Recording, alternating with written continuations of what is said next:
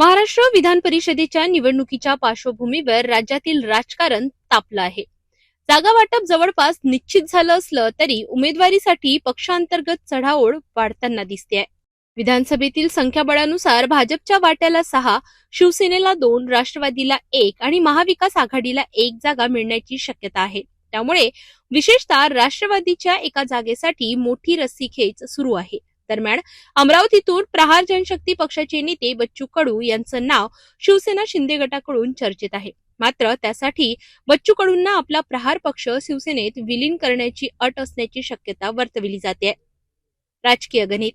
या संभाव्य निर्णयामागे दोन्ही बाजूंना स्पष्ट राजकीय फायदा दिसतो. बच्चू कडूंसाठी फायदे: राज्यस्तरीय मोठ्या पक्षासोबत जाण्याची संधी, सत्तेत थेट सहभाग, मंत्रिपदाची शक्यता, कार्यकर्त्यांना सत्तेशी जोडण्याची संधी.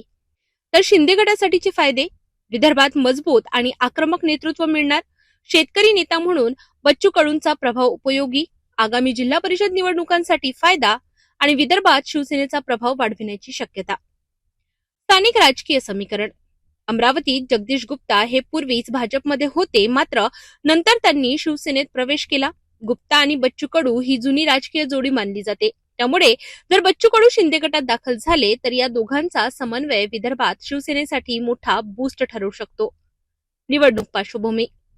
विधान परिषदेतील 9 आमदारांचा कार्यकाळ संपत असून त्यामध्ये प्रामुख्याने उद्धव ठाकरे, नीलम गोरे, शशिकांत शिंदे, अमोल मिटकरी, गोपीचंद पडळकर, रणजित सिंग मोहिते पाटील, राजेश राठोड, प्रवीण दटके, रमेश कराड यांच्या नावांचा समावेश असून प्रज्ञा सातव यांच्या जागेसाठी पोटनिवडणूकही होणार आहे. निवडणूक कार्यक्रम. अधिसूचना 23 एप्रिल 2026. अर्ज भरण्याची शेवटची तारीख 30 एप्रिल, छाननी 2 मे, माघार 4 मे आणि मतदान 12 मे सकाळी 9 ते सायंकाळी 4 पर्यंत.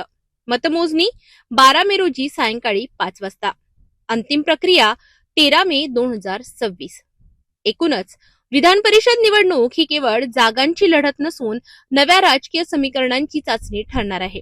विशेषतः विदर्भात कुणाचा प्रभाव वाढतो याकडे आता सर्वांचं लक्ष लागलं आहे.